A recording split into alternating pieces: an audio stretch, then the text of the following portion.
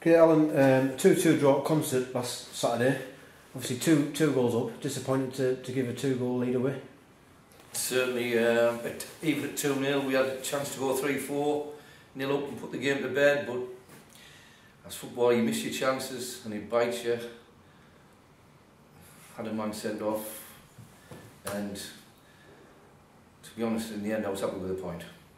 What do you say? Last half hour we struggled a bit. What do you say to the players after giving a lead away like that against sort of well-seasoned side in this league? Well, for me it's about learning by your mistakes. If we've been in the same situation ourselves where we've been on the other end of it up at Ashington, we were 2-0 down, got back to 2 each. 2-0 is a funny lead. Whoever gets the next goal usually obviously goes on to win, or the other team gets a great fight back. They got the goal from nothing, suspicion offside, but I thought Concert deserved a draw in the end, to be fair. I suppose looking back a year, 2 years, if you were told that you'd go to Concert and get a 2-2 draw, you'd be happy with that, wouldn't you? Yeah, I would have been. We went there in the Wayside League about 3 years ago in the Durham Challenge Cup. We took a 1-0 lead, but we ended up getting beat 5-1. That's obviously we changed a few personnel, but a lot of them have grown up with us and know what to expect. And they've toughened up a bit, to be fair. You've talked about recently about too many draws, drawn the last 2, although unbeaten in 9. Mask United at home tomorrow. You see that as an opportunity to get 3 points? Well, I see every home game for an opportunity for 3 points. Mask went on a great unbeaten run and pulled themselves right away from the bottom. They've lost the last 2, and I think tomorrow, if we get an early goal, it'll be a test of character for them, but it'll be no pushover. I know Paul Burton's teams, he has them well organised and hard to beat. They're a direct outfit. He's done well. Yeah, and earlier in the season they beat you 3-1 up at their place back in October. So the old cliché, sort of looking to get back up, looking to get one over on them.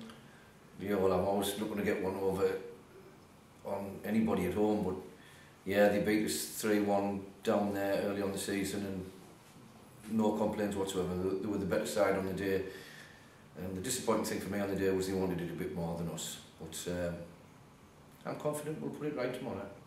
There's been a bit of a break due to postponed games and a couple of away games. 4 weeks since the last home game, so just nice to be at home for a change and hopefully a decent crowd. Yeah, it's obviously great to be at home. And for me, I want the players to put a performance on to keep the fans coming back. We do a real good home performance. I mean, for me, the last real good performance was probably Whitley Bay here when we beat them late on.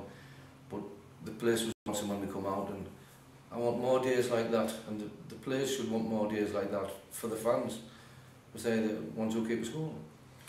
I know you mentioned to me some time ago when we won promotion last year, you got a nice text message off Paul Burton, the Mask manager, and that must be something that's stuck in your memory. Yeah, it meant a lot. I got 2 or 3, but they do stick in the memory, and fair play to him. Like, I know Paulie gets himself excited on match day, but he's a sound as a pound before and after the game. But we have a few crosswords during it, but nothing to get excited about. Grand lad. Hopefully you won't be too happy tomorrow. I hope he's sick as a chip.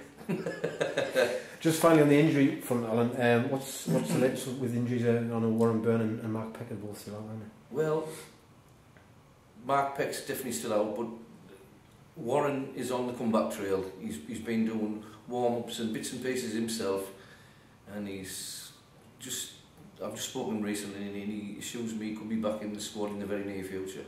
So that would be a big plus for the squad. And Dan Mellamy's obviously returned to the side recently. How's he bearing it? Well, Dan's been doing great.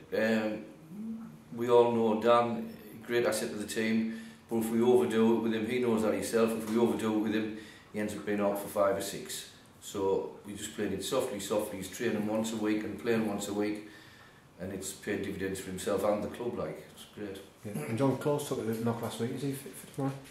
Yeah, John missed training, and pretty assured us he'll be fine for Saturday. and we'll welcome him back. Yeah. Just finally, Mark Peck was up at concert last Saturday. For the first time he saw all the lads since his operation, and probably nice for Mark and the lads to see him, and it was good to see his face around the place, wasn't it? It was great for both parties. I think it cheered him up, and he knows how much he's thought of at this club.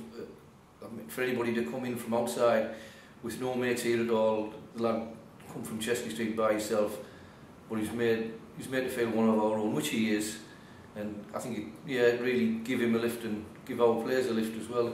Great lad, a great player, and we really desperate for him to come back next season, fitting well like.